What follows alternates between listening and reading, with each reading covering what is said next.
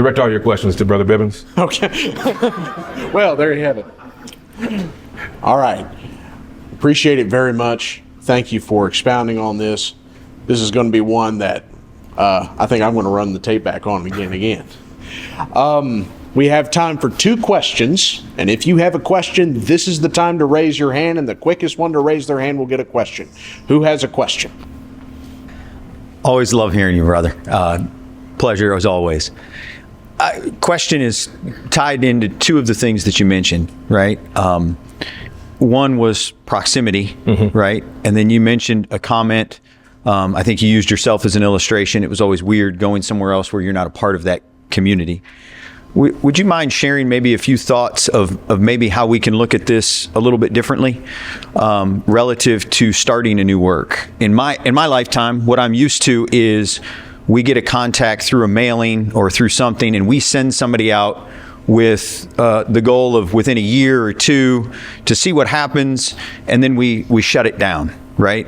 So we've got somebody who is not a member of that community going into a community that they don't know anybody and expecting all of a sudden things are going to explode. Now, to some degree, we have some precedents for some of that with what Paul did in the book of Acts.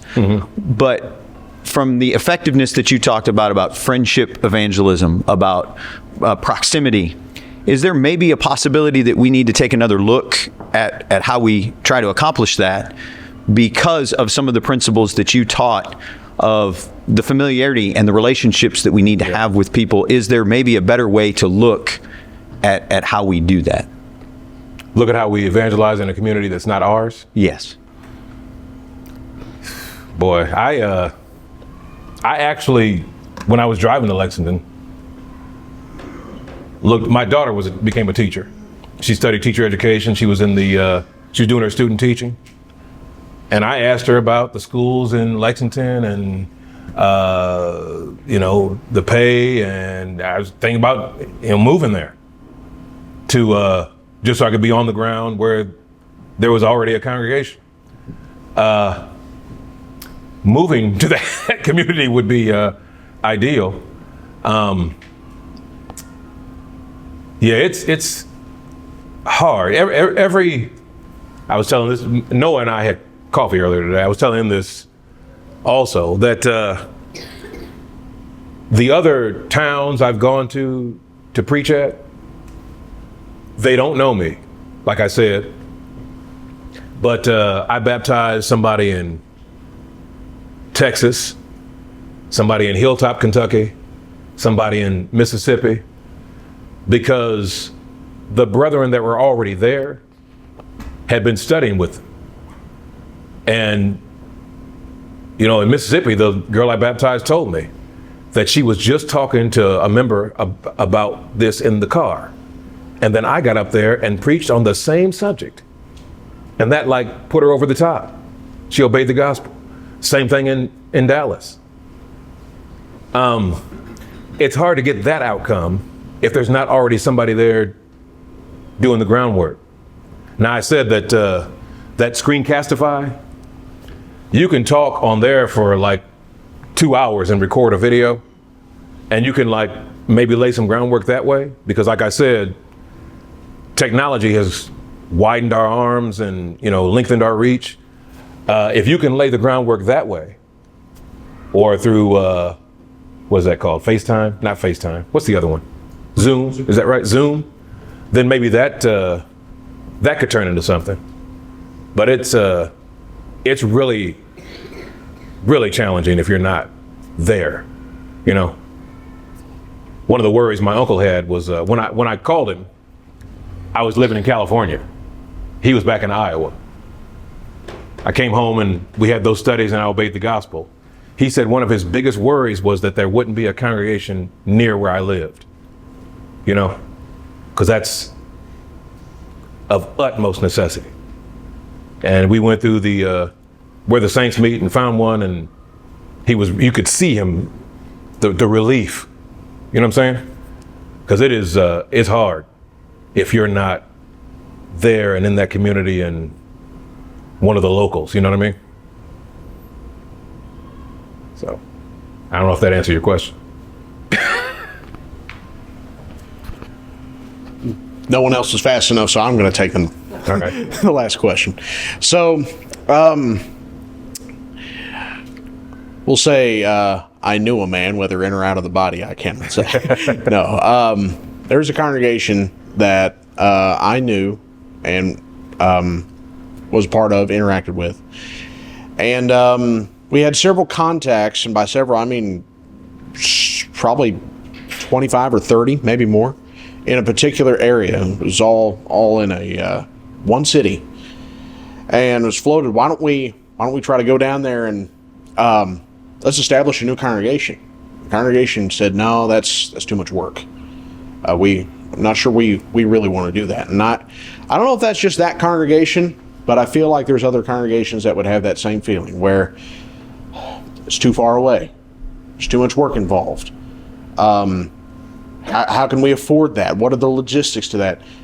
What would you say if you had a congregation that had that sentiment? I would just go on and do it anyway. You can show them that you're prepared, like some of that, like the typewritten thing I passed out, that you're prepared to like lead some discussions, lead some studies. You could show them that there's some interest here. And if they wouldn't hear, I would just do it anyway. I would just go on and do it anyway. I'm not really supposed to, for example, I don't know if anybody caught that. I'm not supposed to talk to my high school students about God and about the church, but I do it anyway. You know, they can say no. You just got to do what the word says to do anyway. That's what I would say.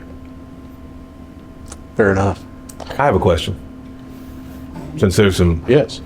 preachers in here, this has come up more than once. Can you convert somebody from the pulpit? Can, but my experience is that it's more likely to convert from doing personal work. All right. Well, then. I think you can convert somebody strictly from the pulpit. I can't think off the top of my head of a clear example of that, except maybe a child raised going to church. Yeah. Which would apply in my case, but there was also lots of home teaching by mama. But I think personal work is definitely going to be behind the lion's share of our conversions. Yeah. No doubt about it. I've seen where people get turned off by what's said or how it's said, or by the lack of enthusiasm or insight from the pulpit. You can turn them off from the pulpit. You're right about that fourth point. Powerful preaching. Yeah. People will attend a congregation and they will be drawn, if they have a hunger and thirst for the truth, they will be drawn to powerful preaching that's based on the word. Yeah. They'll be turned off otherwise. All right. You have any closing comments tonight? No, that was that point. I would just reiterate. I tried to make this easy to remember. Proximity, personal work. What was the third one? I know. I was just testing. Play the long game. Powerful preaching. Easy to remember. I don't know if there's one that's more important than the other. Powerful preaching is extremely important after they have obeyed the gospel. Living right in front of them is extremely important. So all of that is like a cycle. Extremely important. That'd be it.